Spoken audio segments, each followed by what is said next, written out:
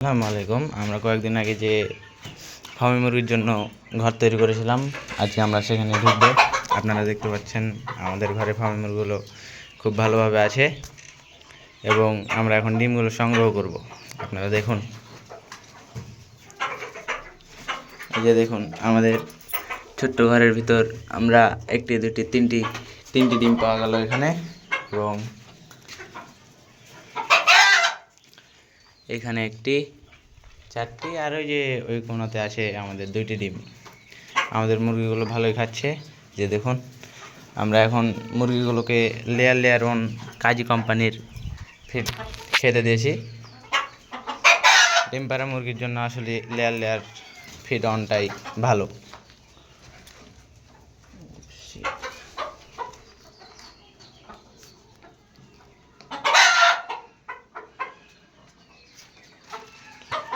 সবাই আমাদের জন্য দোয়া করবেন।